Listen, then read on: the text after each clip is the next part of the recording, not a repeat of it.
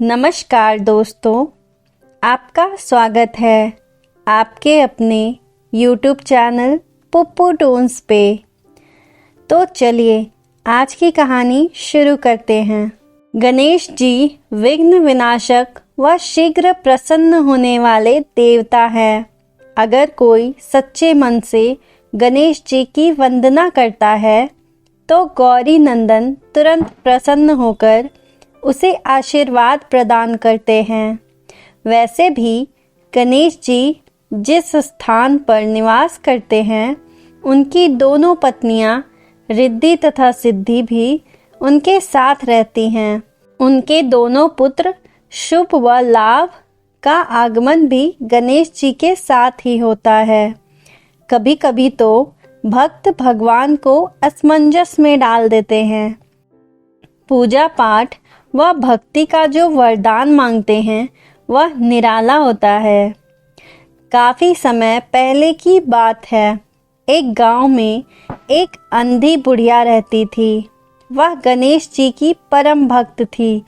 आंखों से भले ही दिखाई नहीं देता था, परंतु वह सुबह शाम गणेश जी की बंदगी में मग्न रहती थी।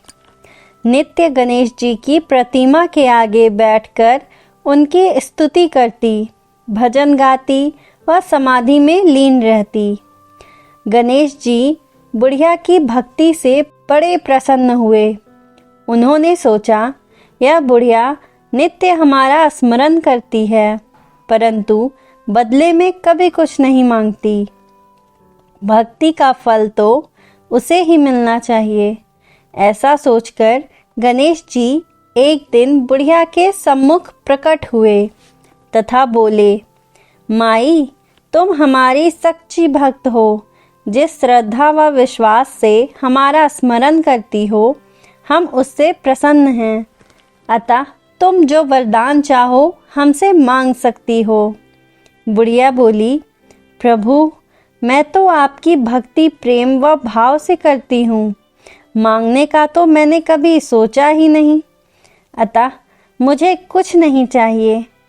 गणेश जी पुनः बोले, हम वरदान देने के लिए आए हैं।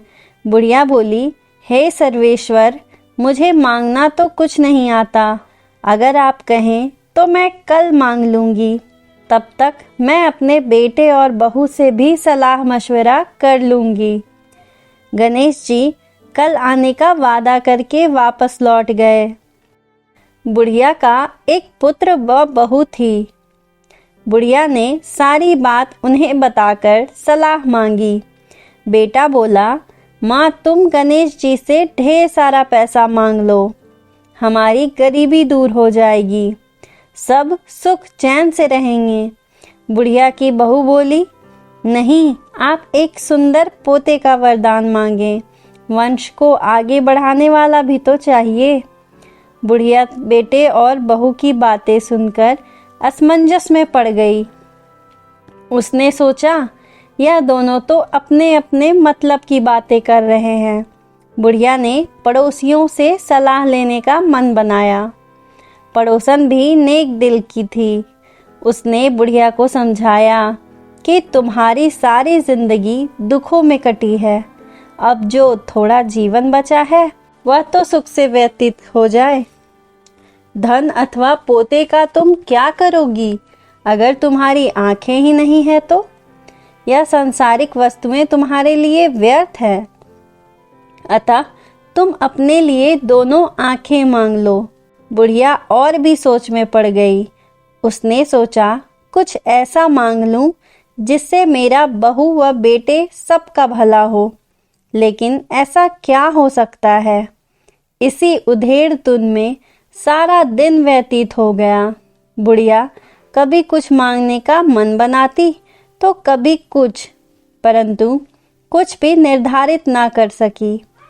दूसरे दिन गणेश जी पुनः प्रकट हुए तथा बोले, आप जो भी मांगेंगे वह हमारी कृपा से हो जाएगा, यह हमारा वचन है। गणेश जी के पावन वचन सुनकर बुढ़िया बोली, हे गणराज, यदि आप मुझसे प्रसन्न हैं तो कृपया मुझे मन इच्छित वरदान दीजिए। मैं अपने पोते को सोने के गिलास में दूध पीते देखना चाहती हूँ। बुढ़िया की बातें सुनकर गणेश जी उसकी सादगी व सरलता पर मुस्कुरा दिए। बोले, तुमने तो मुझे ठग ही लिया है। मैंने तुम्हें एक वरदान मांगने के लिए बोला था, परंतु तुमने तो एक वरदान में ही सब कुछ मांग लिया। तुमने अपने लिए लंबी उम्र तथा दोनों आंखें मांग ली, बेटे के लिए धन व बहू के लिए पोता भी मांग लिया। पोता होगा, ढेर सारा पैसा होगा, तभी तो वह सोने के गिलास में दूध पिएगा। पोते को देखने के लिए तुम जिंदा रहोगी, तभी तो देख पाओगी। अब देखने के लिए दो आंखें भी देनी ही पड़ेगी। फिर भी वह बोले, जो तुमने मांगा वे सब सत्य होगा। यूं कहकर गणेश जी अंतर्ध्यान हो गए। कुछ समय पाकर गणेश जी की कृपा से बुढ़िया के घर पोता हुआ। बेटे का कारोबार चल निकला तथा बुढ़िया की आंखों की रोशनी भी वापस लौट आई और बुढ़िया अपने परिवार सहित सुखपूर्वक जीवन व्यतीत करने लगी। इसी के साथ ये कहानी यहीं पे समाप्त होती है। अगर हमारी वीडियो आपको पसंद आई है तो इस वीडियो को लाइक और हमारे चैनल को सब्सक्राइब करें। अंत तक बने रहने के लिए आपका धन्यवाद।